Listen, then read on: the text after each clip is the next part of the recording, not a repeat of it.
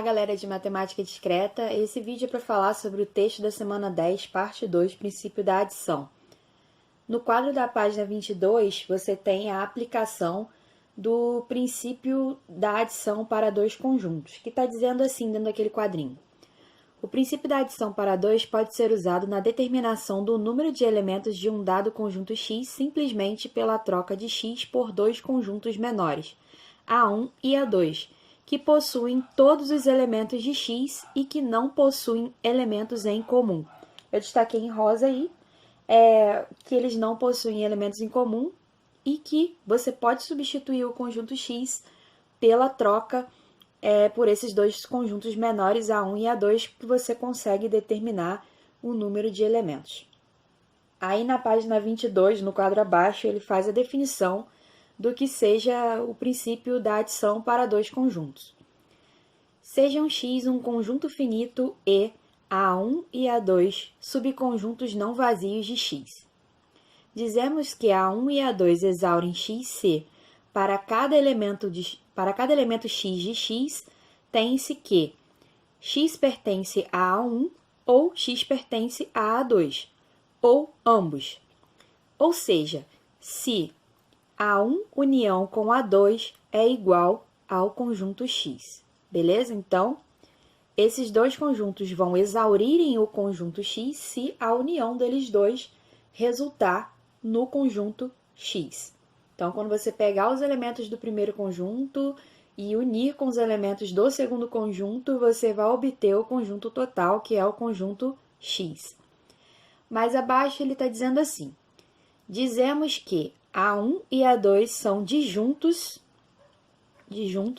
se eles não possuem nenhum elemento em comum, ou seja, se a interseção entre eles é vazia.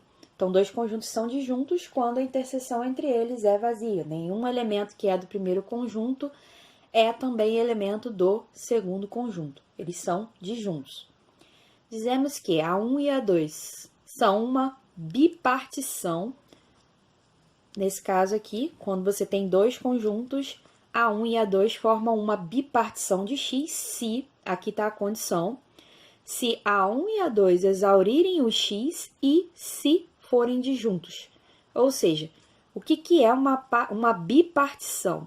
A bipartição é formada por dois subconjuntos, por dois conjuntos A1 e A2, tais que a união de A1 e A2 vão te resultar no conjunto X e A1 e A2 são disjuntos entre si, que quer dizer que essa interseção entre eles é vazia, beleza? Mais abaixo, você tem a seguinte forma de calcular na página 23. Sabendo que os dois conjuntos A1 e A2 são disjuntos e que eles exaurem o X, você tem a seguinte definição: seja X um conjunto finito. Se A1 e A2 são subconjuntos de X, tais que A1 e A2 são uma bipartição, então aqui só vale essa fórmula quando A1 e A2 forem uma bipartição de X. O que quer dizer isso? Quando você unir A1 e A2, vai te dar o conjunto X, mais uma vez, e A1 e A2 são dois conjuntos, eles são conjuntos disjuntos, ou seja, não existe elemento comum entre eles. Quando isso acontecer, você vai ter uma bipartição, e aí vai valer a seguinte coisa, que o número de elementos de X é igual ao número de elementos de A1 mais o número de elementos de A2, beleza? Aí aqui embaixo, na página 27, você vai ter a seguinte definição, agora generalizada: sejam X um conjunto finito e A1, A2, AN, subconjuntos não vazios de X, novamente. Dizemos que A1, A2, AN exaurem o X se, para cada elemento X de X, existe um I, tal que 1 é menor ou igual a I, que é menor ou igual a N, tal que X pertença a AI. Ou seja, a união desses subconjuntos vai te resultar no conjunto X, beleza? Toda vez que um enunciado, né, conjuntista falar que determinados subconjuntos exaurem o outro, significa que a união desses conjuntos tem como resultado aquele conjunto maior, que no caso é o conjunto X. Dizemos que A1, A2, AN são disjuntos 2 a 2. Então, aqui no caso, são disjuntos 2 a 2. Se, quando examinamos aos pares, eles não possuem elementos em comum. Ou seja, a interseção de AI com AJ é vazio. Então, eu vou pegar de 2 a 2. Nenhum elemento que está nesse subconjunto está nesse que está em qualquer outro subconjunto de X, beleza? Então, a interseção de 2 a 2 é sempre vazia. Tem até uma observação nesse texto onde mostra um exemplo que a união dos conjuntos, né? É fácil você encontrar exemplos onde a união dos conjuntos exaurem X, mas não formam uma partição de X. Por quê? Às vezes, esses conjuntos, na hora de você fazer a união, como você não lista elementos repetidos, você pode acontecer de ter elementos repetidos no primeiro conjunto, no caso do princípio da adição para 2, você pode ter um elemento que se repete no primeiro e no segundo conjunto. E aí, na hora que você vai listar a união, você obtém o conjunto X gerado, mas só que o elemento repetido não entrou naquela determinada conta. Então, aqui, essa é uma característica muito importante, porque para ser partição, essas interseções 2 a 2 têm que ser disjuntas. Tem que exaurir o X e as partições 2 a 2 têm que ser disjuntas. Então, aqui embaixo é o que eu acabei de falar.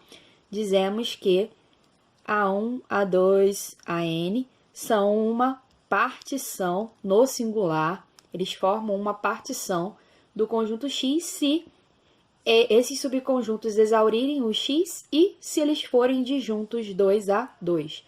Por que disjuntos 2 a 2? Porque na hora de você analisar, nenhum elemento de uma parte pode pertencer a outra parte.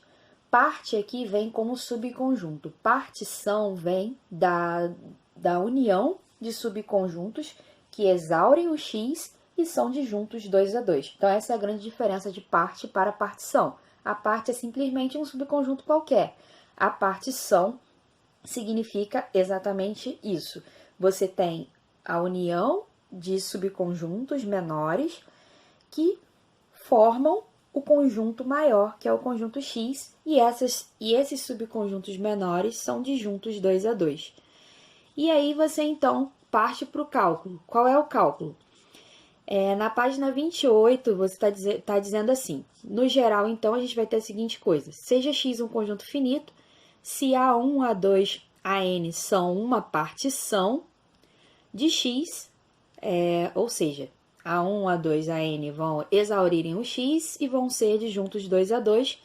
Então, se não tem nenhum elemento comum entre essas partes, quando eu somar o número de elementos dessas partes, vai me dar exatamente o número de elementos do conjunto X. Então, o número de elementos de X é igual à soma do número de elementos de A1 mais o número de elementos de A2 mais o número de elementos de AN. Beleza? Então, galera, essa parte ela é extremamente importante da matéria, dessa segunda parte do conteúdo. Esse princípio, ele parece ser um princípio simples, usado em aplicações bobas, vocês viram no material, várias aplicações assim um pouco simples e algumas aplicações mais robustas. Esse princípio, ele vai aparecer toda vez que você olhar um problema e falar assim, não, eu posso resolver esse problema desse jeito, ou daquele jeito. E nesses jeitos, você não vai ter interseção entre essas maneiras de se realizar aquele determinado problema. E aí, você vai estar tendo um problema de PA, beleza? Então, fiquem bem atentos à questão da presença do ou no enunciado da questão. Esse ou, quase sempre, ele aparece implícito nesse enunciado da questão. Vamos lá. O ou, O que não pode faltar nesse texto? Não pode faltar nesse texto, a primeira coisa que não pode faltar são os objetos básicos e configurações. Então, para começar um texto de PA, você tem que dizer quais são os objetos básicos e quais são suas configurações. O que você está querendo contar? Mesmo que em provas anteriores ou alguns exemplos não venha escrito quais são os objetos básicos e configurações em determinados problemas, é muito importante que você saiba definir o que é um objeto básico e o que é uma configuração. Beleza? O segundo passo que não pode faltar no texto é você dizer quem é esse conjunto X, seja X o conjunto de tal coisa que está pedindo lá no problema. Então, aqui nesse espaço vazio, você vai completar com o que estiver pedindo lá no seu problema. Considere os seguintes subconjuntos de X. Aí na linha de baixo você vai definir cada subconjunto de X, A1, A2, A3 até o AN. Então, em cada linha, A1, o subconjunto de X, tal que isso acontece. Ou a quarta coisa que não pode faltar no texto é você dizer que A1, A2, A3, AN são uma partição de X. Você está querendo dizer que nenhum elemento que está no A1 está no A2, que está no A3, e ao mesmo tempo, quando você somar o número de elementos de cada um desses subconjuntos, você vai obter o conjunto X. E aí você escreve assim, determinando A1. E aí você começa, aqui você vai usar algum princípio de contagem, ou você vai usar o princípio da contagem direta, ou vai usar o princípio da abjeção, ou o princípio K para 1, ou o PM. E aí você vai usar algum princípio de contagem para calcular o número de elementos do conjunto A1. E você vai fazer isso com todas essas partes até a última. Aí você, conforme você terminar de determinar todos o número de elementos de cada uma dessas partes, o que você vai fazer? Escrever, citar o princípio. Então, assim, pelo PA, o número de elementos de X vai ser igual ao número de elementos somados de cada uma dessas partes e vai terminar. Aqui embaixo a gente tem um exemplo que a gente vai resolver agora. Esse vídeo vai ficar um pouco longo porque esse exemplo dá um pouquinho de trabalho. Então, vamos lá. Em um grupo de 60 homens e 40 mulheres, 30 homens tocam violão, 20 mulheres tocam piano e as outras pessoas restantes não tocam nenhum instrumento. Então, você tem 60 homens e 40 mulheres, 30 homens tocam violão e 20 mulheres tocam piano. Aí vem a pergunta, de quantas maneiras podemos formar uma dupla de um homem e uma mulher, de modo que pelo menos uma das pessoas da dupla toque algum instrumento. Então, vou grifar aqui os pontos mais importantes. Vou fazer o primeiro passo que é recomendado no texto da semana 10, parte 1, que é você dar uma enxugada nesse enunciado. Então, aqui eu tenho o que eu quero saber desse problema. Eu quero saber, na verdade, de quantas maneiras eu posso formar uma dupla de um homem e uma mulher. Eu não posso formar aqui uma dupla de 2 homens ou uma dupla de 2 mulheres. Eu tenho que formar uma dupla de um homem e uma mulher. E aqui está essa parte muito importante, de modo que pelo menos uma das pessoas toquem algum tipo de instrumento. Então, beleza. O que a gente tem que pensar aqui? Então, vamos para aquela parte lá do desenho e o problema. Então, essa parte é informal. Você vai fazer lá, você tem lá os seus 2 tracinhos, você quer formar uma dupla. Só que aqui você tem a seguinte situação. Você tem homens que tocam e homens que não tocam, mulheres que tocam e mulheres que não tocam. Esse pelo menos um, que é o que você vai pensar. Não, poxa, eu posso fazer uma dupla de um homem e uma mulher onde ambos tocam. Eu posso fazer uma dupla onde só o homem toca algum instrumento. Eu posso fazer uma dupla onde só as mulheres tocam algum instrumento.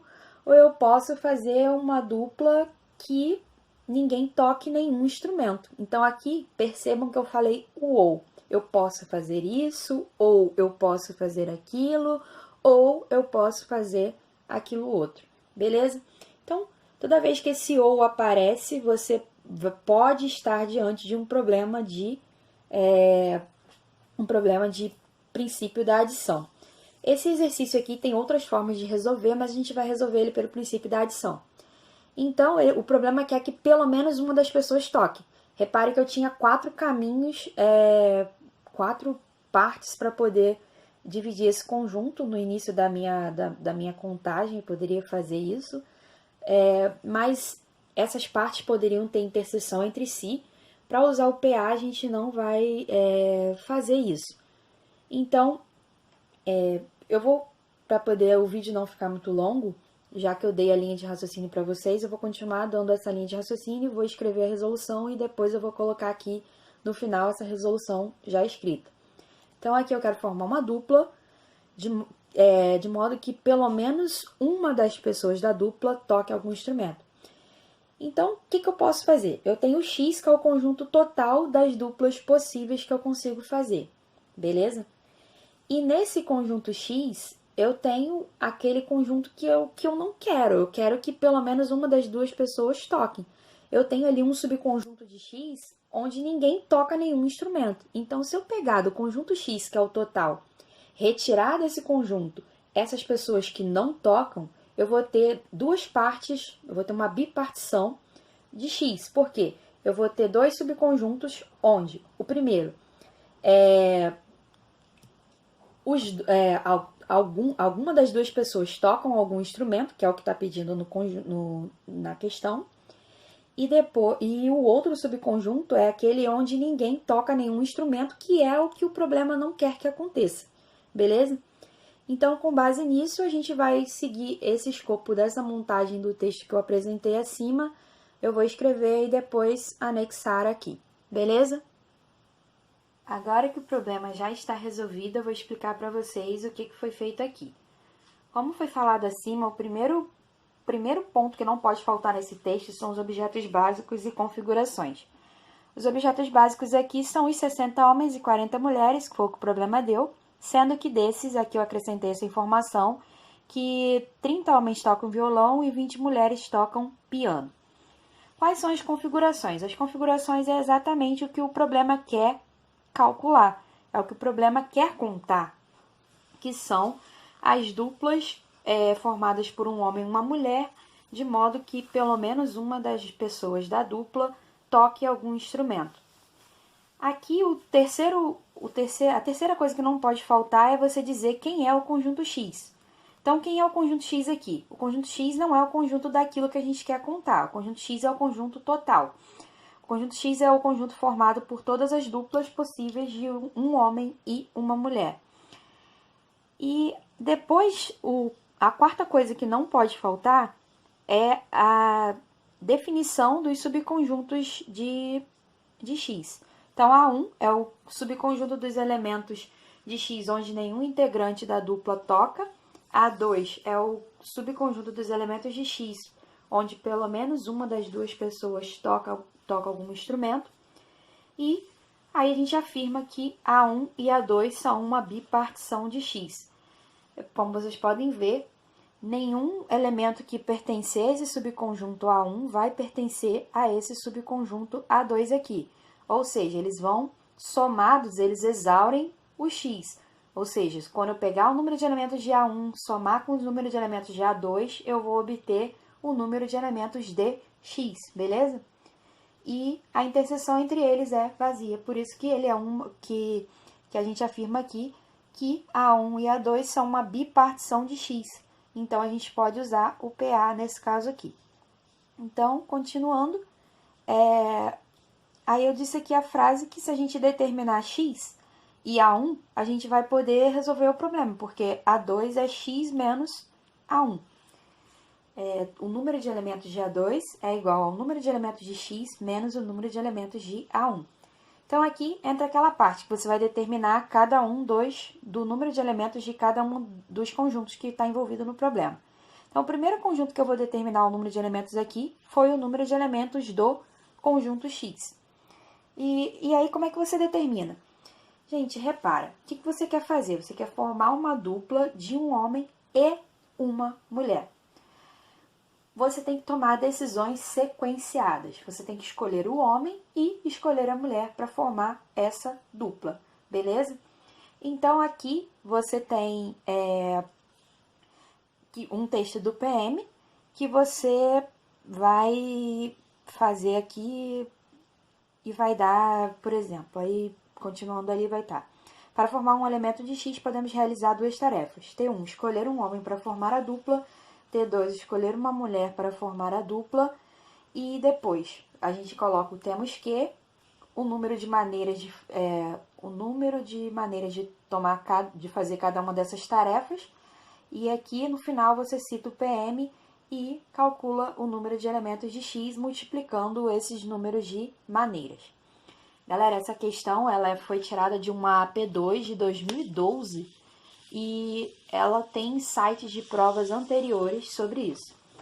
Então, determinando o número de elementos de A1. Então, continuando o texto, a gente vai ter a seguinte coisa, a mesma escrita do PM para determinar A1, só que A1 é o subconjunto de X onde ninguém toca nenhum instrumento. Então, as escolhas foram feitas nesse sentido. E aqui, pelo PM, a gente vai ter que 30 vezes 20 dá 600. No final, a gente cita o PA, a gente tem que citar o PA, logo, pelo PA, o número de elementos de A2 é igual ao número de elementos de X menos o número de elementos de A1. Porque A2 e A1 são partes de X disjuntas que somadas, o número de elementos somados vai te dar o conjunto X. Então, se você obteve o X, obteve o A1, só falta para você, no caso, determinar o A2, que é o que o problema pedia. Então é isso, galera. Foquem naquilo que não pode faltar no texto da escrita do PA, que é a escrita padrão para esse conteúdo. Você não pode deixar de escrever assim, não é simplesmente sair somando as coisas sem dizer só a linha de raciocínio. Então, no texto do PA não podem faltar essas 5 coisas importantes aqui. Gravem isso, levem para a vida de vocês e bons estudos, galera. Se gostarem, curtam o vídeo, comentem aí que o vídeo ajudou vocês ou que não ajudou. E é isso, galera. Bons estudos e fiquem com Deus.